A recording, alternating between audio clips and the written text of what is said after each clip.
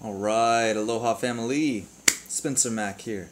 Wanted to make a quick video, just share with you guys some of the techniques that I use to find good information.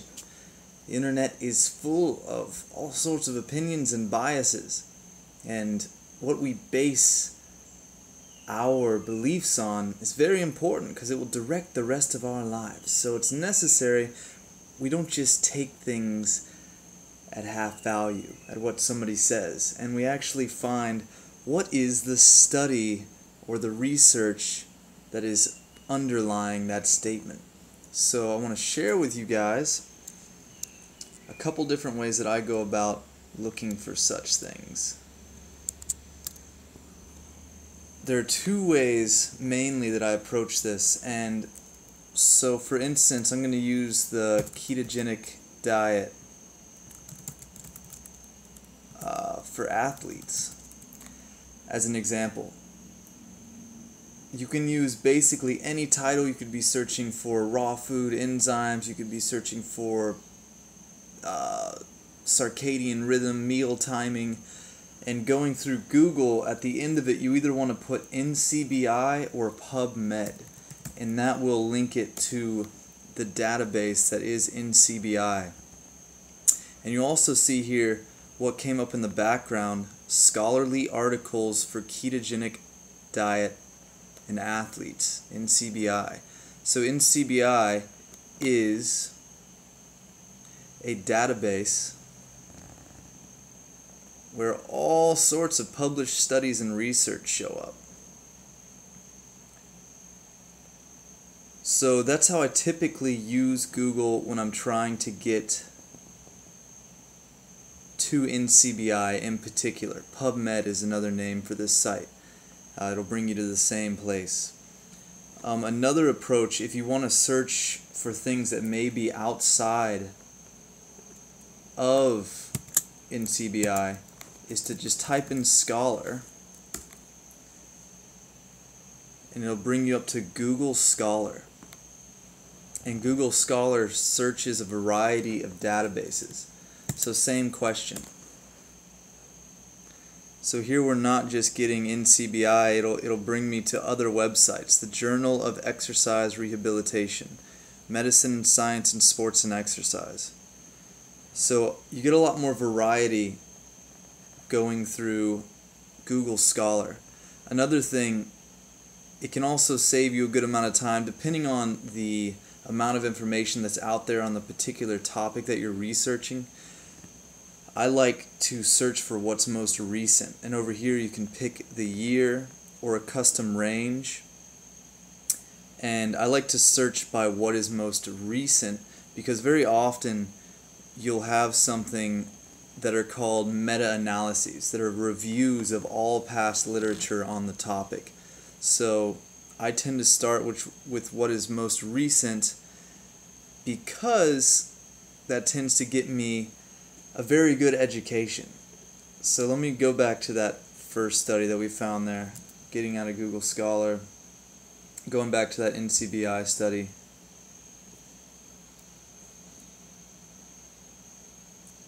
So let's check this one out. This one happened in 2018. So really, this is just an excellent place to go to learn about anything because so many of these studies end up being full education as to the history, the evolution, the different studies that have come along in the progression of these things. So there's a lot of information to get through out there as well. So I do a form of scanning, you could say, just like how people will read and scan through books and look for the particular sections that are most relevant. So you're going to have abstracts like this, which are basically a summary of everything they did, tell you a background of the study, the method that they use, which will talk about, the ratio of the macros in the diet, how long they ate, what their training was like, and then the results, the conclusion down here at the bottom. So this study in particular, you can't always obtain the complete study. very often you can read the full thing. So over here, full text links. Chances are this is going to bring me to a site that wants me to pay for the study. Let's see. Sometimes there are ways around this. So this is showing me the abstract, the method,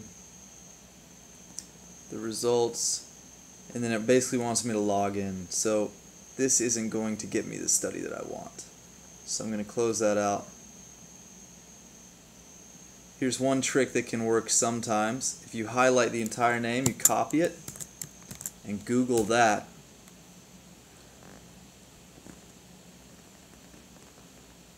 Quite often you can actually find the PDF. See, here it is, PDF. ResearchGate is actually another excellent website. So, I found the same study, clicked on PDF. Let's see if it's actually available here. ResearchGate is an excellent site as well. You can directly request information from the scientists themselves.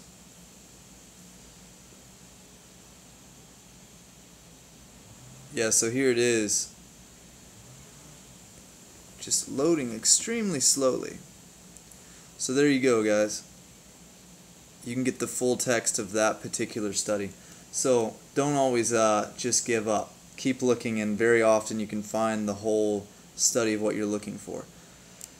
So another important thing is to understand the proper vocabulary. Learning the words that the scientists use to describe what it is you're trying to find. So I've been researching the ketogenic diet a lot recently and how it affects athletes. Very profound information and benefits in highly trained individuals. So another way that you can find more relative information is down here. If you look for the cited content, these are studies that took this same study and then used the information in their own study. So check this out. We have an 8-week ketogenic low carbohydrate diet, enhanced exhaustive exercise capacity. This one, 4-week low carbohydrate high intensity interval training. So that's something I'm curious about because that's closer to the type of training that I'm doing. I've also seen benefits with power lifters, even losing excess weight, but maintaining, if not gaining, equal strength in comparison to high carb diets. So that's a way that we can find relative content. There's an abstract. This one directly links the free article to it. And then over here on the side you also have similar articles that can bring you to all sorts of other relevant content. So a lot of it is just learning what the language is, learning the proper vocabulary, and once you find a study, don't just accept what the conclusion is that they lay out. You may find a pretty profound conclusion, but how they actually chose to interpret the data is another thing. I have seen conclusions that do not actually express what the body of the study is. So after you read the abstract and check out the conclusion, and you find that the study is actually something relevant to what you're researching, read the study, go through it, and make sure that what they're actually expressing is really what the results share. Unfortunately, that's where we're at these days. You can't just trust the study. And another useful thing is on these studies they will list any potential conflicts of interest. It'll share who funded the study. I don't see that on here right now, but you can find information on who funded the study and who is working to support it, just so you can see if there were any conflicts of interest that you want to be aware of. Cool, guys. So that's the basis of it. Got this upgraded technology so we can share windows now. It's pretty fantastic.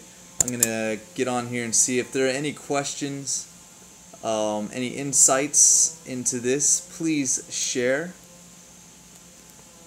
Alright, Mirna is showing me some emojis. It's good to see you guys. So that's what I do. I get on either Google Scholar or NCBI, which is also PubMed, will bring you to the same place. Understand the language of what it is you're researching. Say you're researching enzyme activity after cooking greens, right? You could actually find, there are amazing diversity of studies out there that'll show you the different temperatures that the greens were subjected to and then what enzymes were still present afterwards. So it's insane, the amount of information that is available to us. A lot of it really has to do with your ability to define the question properly. I'm pretty much a believer, after everything that I've found, that what you want to know already exists. It's only limited by your ability to define what it is you want to know. So you have to understand the language that these scientists are speaking in, and to be able to formulate your question properly in order to find that information. So that being said, guys, please, I hope this brings you value and really enhances your path and your education. Anytime you find really solid studies in the realm of regeneration, ketogenic diet, longevity, you know what I'm interested in. You can find all sorts of information on meditation and how different pranayama breathing techniques affect the blood pressure, affect your sleep patterns, affect your circadian rhythm, affect your perception of pain. You can look into cryotherapy and how cold affects the body. It's amazing the amount of information there is useful to you at our hands, at our fingertips right now. So Google Scholar, NCBI, and formulate the question properly. Cool, guys. Yeah, right on. Thank you. It's good to share, Mirna. I appreciate the support. I hope you guys find this useful. If you have not subscribed, please go ahead and do so. Click the notification so you can hop on these lives with me. I like to do question and answer towards the end, so if you got the notification bell, you'll get alerted when I jump on here, and we'll get a little more interactive. So that's my approach. That's how I dive in and find the research that I am looking for. Excellent, guys. Going to keep this one quick, short, and to the point today. Lots of love and appreciation, and please leave your questions and comments down below as for ideas of other realms and studies that we can share in. Much appreciation, guys, and see you soon. Aloha.